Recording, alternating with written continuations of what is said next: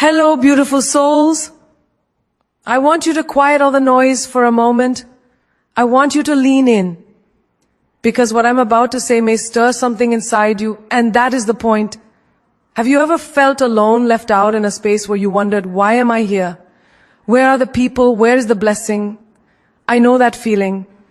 And even when we're surrounded by people, we can feel isolated. And I believe there is a purpose in that isolation, because sometimes before the blessing, God isolates you, not to punish you, but to prepare you, to refine you, to show you things you couldn't see when you were in the crowd, to make you ready for what's ahead. Think of a diamond. It doesn't just sparkle because it's cut. It's cut because it was under pressure, alone in the dark, away from light, until it's shaped and polished and ready to shine. So too are you. Here in this space of isolation, you become aware of your true self, not the version others expect you to be. You face your fears when no one else is watching. You build the strength you didn't even know you had. And then, when you've been prepared, when you've grown, the blessing arrives, quietly, powerfully, unexpectedly, because you're ready for it. So I invite you to lean into this season of isolation. Don't fear it, don't resent it, embrace it, let it teach you, let it heal you, let it grow you, because when the blessing comes, and it will, you will receive it as the person you've become, not the person you were. When you hear the words, isolation is not abandonment, I want you to feel the weight of that sentence settle in your bones. It's a heavy phrase. It contains a truth that can shift how you see your present, how you interpret your waiting room, and how you walk through seasons that feel like you're all alone. Let me take you deep into what it means, and why you should walk through that alone hall with courage, not fear. Imagine a young artist, fresh out of art school, who has poured his heart into his work, excited, vibrant, surrounded by friends and followers. Then suddenly the invitations stop. The phone goes quiet. He shows up to galleries and nobody's there. He feels excluded. He wonders, am I abandoned? The truth is, he has not been discarded. He has entered a phase of isolation, a space carved out for him to refine his craft, to listen to his inner voice rather than the applause of the crowd. That separation doesn't mean the world has sent him away. It means the world is giving him the gift of distance, so he might discover his own sound. In another scene, a woman in a marriage for years who suddenly finds herself on a solo trip, or maybe in a phase of life where her friends have changed, and she wakes up at 3 a.m. in a dark bedroom thinking, where did we all go? Have I been abandoned by friendship, by life? But what if instead this is not abandonment, but intentional isolation? A clearing in the forest, not a wounded battlefield. A place where she can hear her own heartbeat, rediscover what fills her, learn what she truly values when the accredited voices are not speaking. She's not left behind, she's being led ahead. Think of nature. A seed is buried under the soil, dark, unseen, isolated from light, from the sun, no voice of the breeze. Yet that seed is not abandoned. It's being readied for growth. The roots push downward, the shoot prepares to push upward. That period of buried isolation is absolutely essential for what will come. The soil does not give up on the seed. They're doing their work together. So your season of isolation, it's not abandonment from earth, it's the earth preparing you. In your job, maybe you've been overlooked for a promotion. The team moves forward and you stay still. You feel invisible. You think, my time is gone, they left me. But maybe that's not abandonment. That's isolation for revelation. It's the space where you can sharpen skills others assumed you already perfected. Where you reconsider your direction. Where you ask, do I want the promotion or do I want the purpose behind it? You are not left behind. You're being set aside so you can set ahead. When you feel lonely in a crowded room, you're physically surrounded, but emotionally distant. Don't let loneliness trick you into believing you've been abandoned. There's a difference between being surrounded by people and being known by them. Isolation can be the crucible where you learn to be known by yourself. It's where you become your own best friend. When you choose to walk in the silence, You open your ears for your own truth instead of the noise of expectation. And if you're asking, but when does isolation end and abandonment begin? I want you to hear this. Abandonment is a final exit. It says there's no bigger plan or purpose and you've been left behind in the dust of someone else's progress. But isolation says the exit door is open, you're in the hallway, you're being redirected, not rejected. It might involve silence, waiting, darkness, but it holds potential, not punishment. Professionals who study loneliness and isolation say, isolation is being separated, physically or emotionally, and may feel harmful. Solitude may be healthy and chosen. Good therapy.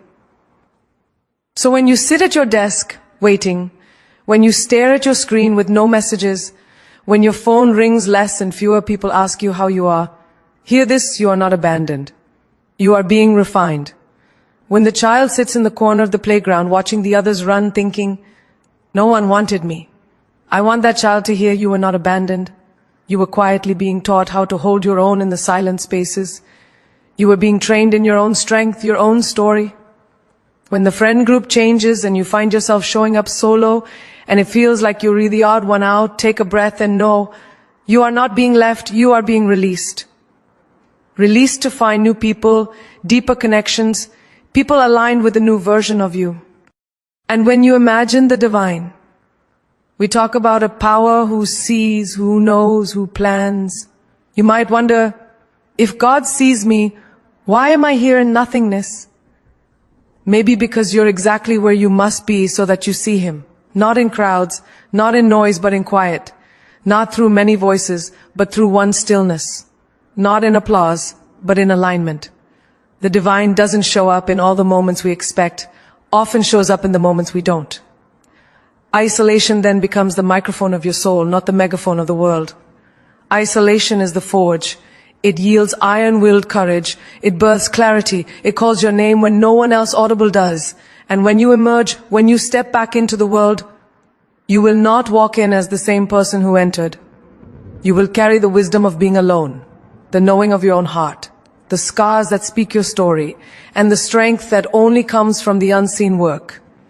You, right now, reading these words, if you are in your isolation chapter, listen, you are not abandoned. This is not your end. It is your purification.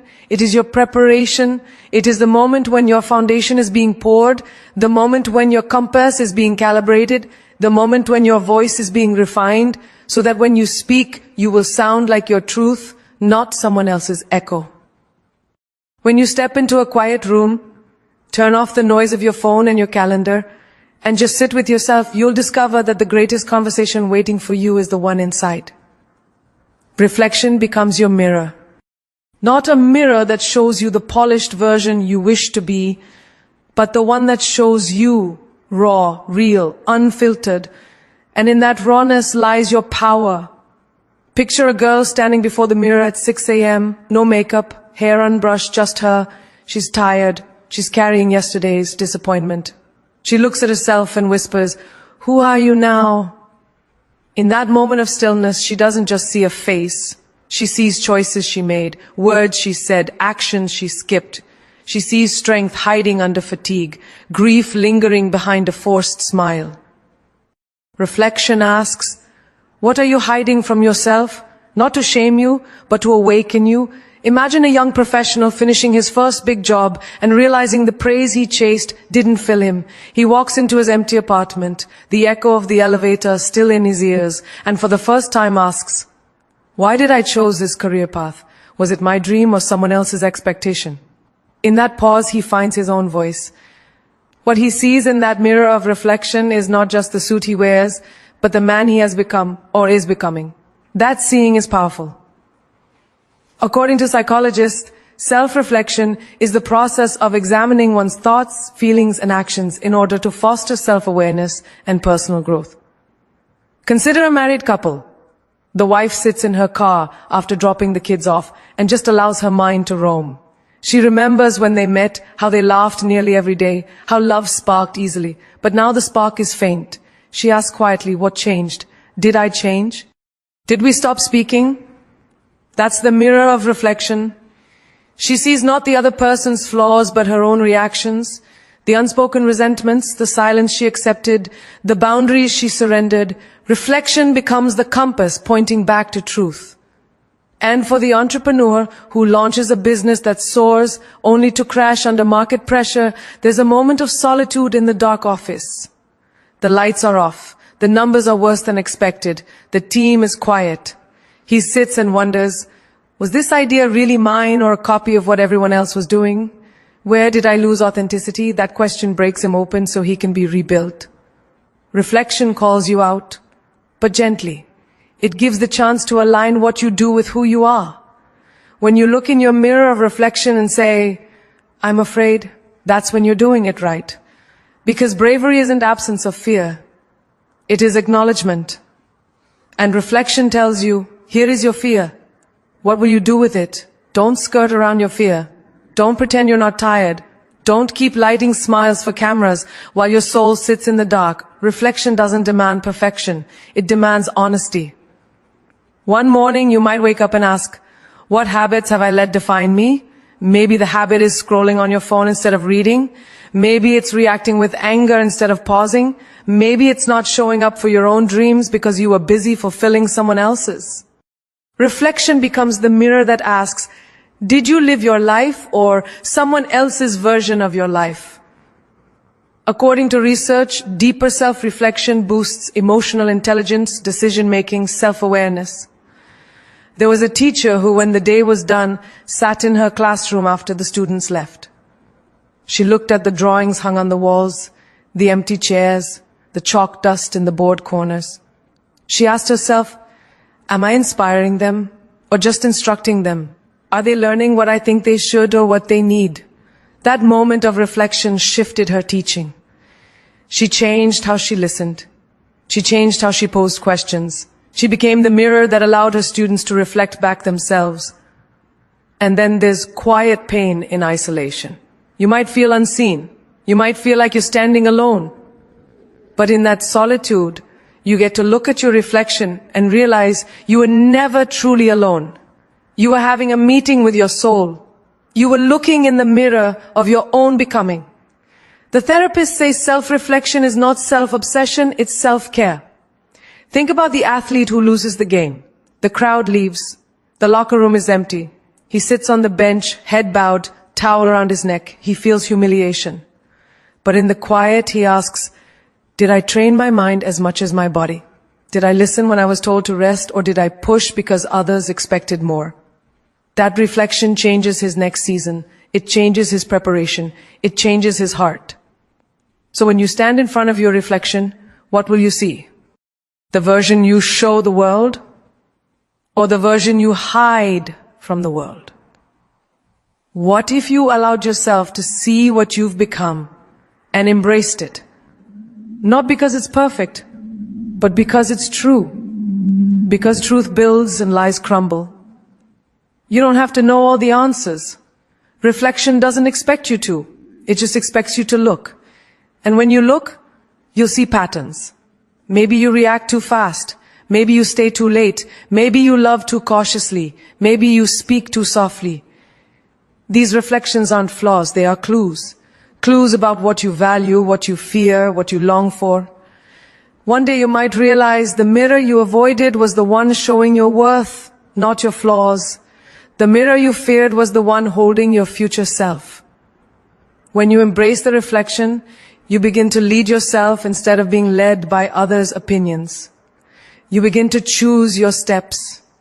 You begin to write your story instead of being a footnote in someone else's.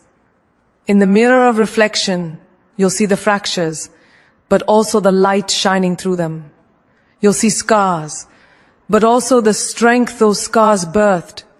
You'll see the ordinary moments, but feel the extraordinary potential within them. You'll see you, and that is enough to start everything anew. When you find yourself squeezed by circumstances, when deadlines loom larger than your comfort zone, when the pressure in your life starts to feel like weight rather than wind, remember this. EA growth happens in pressure tet every time you feel the walls closing in. Something is being reshaped inside you.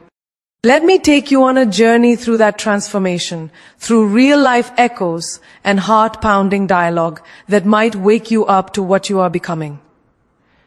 Picture a college student named Aisha. She's balancing her final thesis, a part-time job, and family expectations all at once. 3 weeks before submission, her computer crashes with half her work unsaved. The deadline hissed at her like a serpent. She sits in her dorm room, shoulders slumped, heart pounding, and whispers to herself, "This can't be happening now. I'm not ready." But then she lifts herself, boots back up the computer, digs through backups, asks for help, works all night, and delivers. In that pressure, she didn't just survive, he grew her. She discovered resilience she didn't know she had. She found creativity in the crash. She was pressed like grapes and yielded wine of strength. A software developer named Omar faces his most ambitious feature launch yet. 2 days before release, the system goes down in testing. Clients lose faith. The backlog explodes. He sits alone in the server room, fluorescent lights buzzing overhead, and mutters, "I knew this would be the milestone. Now it's the risk." In that pressure-packed room, he organizes his team, delegates, stays calm, draws a whiteboard map of the problem, fixes the bug, gets the build out. The ordeal didn't just test his skills, it stretched them. According to experts, working under pressure can enhance your problem-solving, adaptability, and resilience. Omar didn't emerge unscathed. He emerged stronger. Think of a mother, Lena, who works 2 jobs so her children can have a better future. Bills pile high, her car breaks down, her baby's fever hits at midnight. She feels the pressure physically, tired arms, heavy mind. One morning she cries in the mirror, "Are you losing who you were?" But then she chooses something different.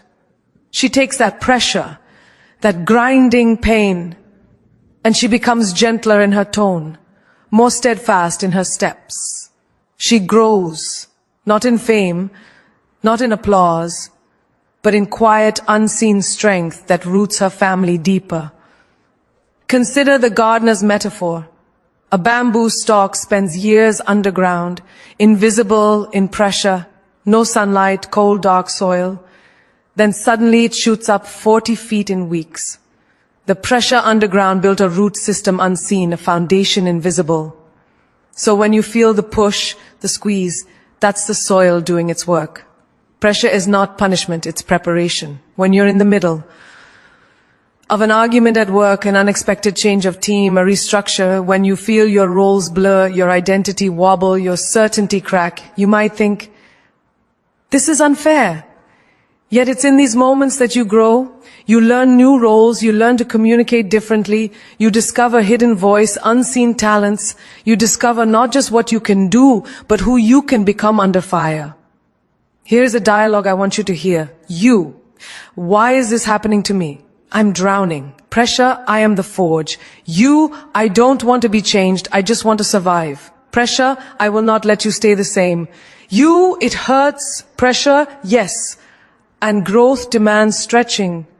When a writer receives rejection after rejection, when the words don't click, when the script is trashed, and the world says, "Try again," the pressure may feel like failure. But every no becomes raw material.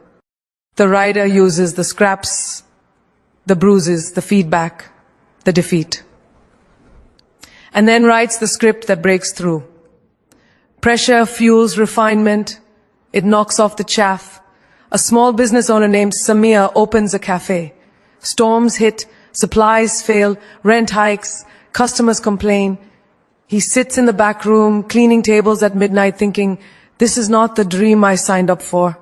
But the pressure sharpens his vision. He adjusts menu. He improves operations. He learns marketing. He grows, not just in revenue, but in character. Pressure forced evolution in your own relationships. When you feel tangled in misunderstanding, when silence grows longer than words, when you're afraid you'll break, you have a chance to grow. You can shrink or you can expand. Under pressure, you either crack or you become deeper. You learn to listen when you're offended. You learn to speak when you've been hurt. You learn to forgive when you've been wronged. That pressure is the chisel. Your heart is the marble. Growth emerges. Let me borrow from the psychological study of performance under pressure. It tells us that reframing pressure as opportunity rather than threat helps you think more clearly. It raises performance rather than wrecking it. Psyche 2. So when your heart races, when your palms sweat, when your world quakes, tell yourself, this is not the end. This is the entrance. There's a scene I want you to imagine, a young athlete at the start line, the gun goes off, everything blasts, adrenaline rising, pressure screaming. He feels lungs burn, legs ache, mind whispering to stop, but he doesn't stop. He leans into the pain. He tastes the strain. He lifts his head. He crosses the line, not just faster, but changed. Because under that pressure, he found his pace, his rhythm, his story. In every workplace, in every home, in every quiet crisis, a growth happens in pressure. The weight on your shoulders is not just burden, it is backbone forming. The constraints you feel are boundary lines, not prison bars. The fire you walk through is not consuming you, it's polishing you. When you wake up tonight and the doubts are loud and the fears are louder, remember, I am being pressed. I am not defeated. When the traffic jams, the phone rings one more time than you can bear, the paycheck is thinner, say thank you. I will grow. The pressure is not the enemy, it is the tutor.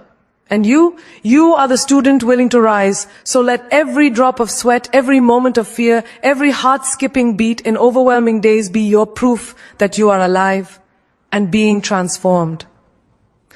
When you feel a tug deep inside your soul, a whisper in the stillness saying, you were made for more than this moment. That is the stirring of your calling, and the time to clarify it is now. Clarifying your calling means you move from vague dreams, scattered hopes, and the noise of everyone else's expectations into the clarity of your assignment. It means you stop being lost in motion and begin being found in purpose. Picture a young teacher named Sarah. She stands at the front of her classroom every morning, marking attendance, delivering lessons, but inside she senses a restlessness. One evening she stays late, stacks the textbooks, looks at the empty desks and asks quietly, is this it? Is this all I was meant to do? In that moment, she realizes that her heart doesn't just want to teach. It aches to transform lives, to give children belief in themselves. That realization becomes the seed of clarity. She doesn't leave teaching, but she shifts the way she teaches. She invites questions, fosters curiosity. She becomes the teacher who says, you matter. You can write your story. Here her calling becomes visible, not just in her job title, but in how she moves. Imagine a man named Jamal working in a corporate office. He clicks through spreadsheets, attends meetings, moves files, and one afternoon his grandmother falls ill in a village and he travels back home. Standing by her bedside, he sees the lack of basic medical attention, the worn smiles of villagers, the children skipping school to care for sick parents. At that moment, something inside him ignites. I'm not just here to crunch numbers. I'm here to build bridges of health and hope. He returns to his job, but he begins volunteering on weekends, visiting clinics, talking to health ministers. He clarifies his calling. Finance is his tool. Health is his mission. The job is the framework, but Ithisa is the cause. Clarity happens when what you do meets who you are. We live in a world full of talented people chasing everything they can do instead of what they should do. Clarity invites you to ask 3 questions that cut through the chaos. What do you love? What are you good at? And what's needed? As one leadership article puts it, the intersection of your enjoyment, your ability, and your capacity to make a difference is where your unique calling lies. A carpenter may love crafting furniture, be good at it, and notice the need in his community for safe, affordable housing. That's his calling. Don't settle for less because you weren't clear. Picture a young woman, Amina, who's always loved creating music, her voice echoing in small cafes. She's good, but she's scared. Her family wants her to pursue engineering because it's safe. She spends years studying circuits while her guitar gathers dust. Then one night she's at a family dinner. Her little cousin asks, "Why don't you sing anymore?" And a quiet storm breaks inside her. Because I wasn't brave enough to say yes to me. The next day she writes down, I help people find their voice through song. She clarifies her calling. She doesn't detach from engineering, she finishes it. But she also begins community workshops for kids to sing, to speak, to heal. Clarity of calling transforms not only your path, but how you live in every step. In the quieter hours, when the phone is silent, your bed is creaking, the fear of being average whispers, it's your calling that asks, Ye, what if you showed up fully for me? The and the answer you give defines your life. Clarifying your calling doesn't guarantee ease. It doesn't mean the storms vanish. It means you wake up with purpose even when the sky grays. You walk through uncertainty carrying why you do ita, not just what you do. One article counsels. Clarity requires courage to know yourself, experience to grow, value to show, and risk to go. That means you may leave a comfortable lane, but your feet move towards something real. Think of a carpenter's wheel turning. If it spins without a fixed center, it wobbles, misses the mark, wears down. But when it's balanced, when its axis is aligned, its rotation becomes smooth, its output clean. Your life is that wheel. Clarify your calling, anchor your center, and your motion becomes meaningful, not just busy. A businessman named Khalid built a successful software startup, but inside he felt hollow. At a conference he sees children coding, not for profit, but for possibilities. He steps outside the ballroom into the evening, looks at the city skyline and whispers, there's more here than revenue. He realizes his calling is tech for access. So he shifts part of his company toward affordable education apps. He clarifies his calling. He doesn't abandon his business. He reimagines it. From profit pursuit to purpose driven. That's the power of clarifying your calling. It doesn't ask you to start new. Always. It asks you to align what you already have with who you truly are. When you walk that alignment, you notice the yesterday's regrets start making sense. They were preparation. The missed doors, the wrong turns, they were shaping the soil. Clarity brings forgiveness for the detours because you see now how they led to the highway. Dialogue in your heart might sound like this. I'm scared I won't matter. Calling, you already matter. I need you to know it. But how can I know what I'm meant for? Calling, listen. I pressed on your heart when the room was silent, when you looked away. I breathed a whisper into your desire. What if I fail calling that will not define you? I will. I've chosen you for this because I believe in you. In friendships, couples, families, careers. When you clarify your calling, you stop being a passenger and become a driver. You see your relationships not just as what they give you, but how you can serve them. You walk into your work not because of a paycheck, but because a place needed you. You welcome the storms not because you invited them, but because you know storms polish the pearl. And in that process, you shed the should-s, the I should be this, I should do that. The voices of others who said you must follow their path, you ask instead, what am I saying yes to? You let your heart answer, not your fear. You step not because it's easy, but because it's yours. This journey from vague to vivid, from scattered to secure, from drift to direction, it begins when you wake up and say, I will not ignore the call anymore. And you lean in. Because your calling is not hidden, it is waiting. Waiting in your quiet, in your pain, in your hope. Waiting for you to recognize it, to name it, to walk it. As you stand at this threshold, I want you to remember this. Success is not final. Failure is not fatal. It is the courage to continue that counts. Let those words sink in. Let them echo in the chambers of your heart. You've journeyed through silence, through solitude, through pressure, through the questioning of your calling, and now you're arriving at a place of clarity, but not just clarity, conviction. Picture yourself a little younger, standing alone in your room facing a mirror. Perhaps the world hadn't noticed you yet. Perhaps you weren't sure you belonged, but you kept showing up.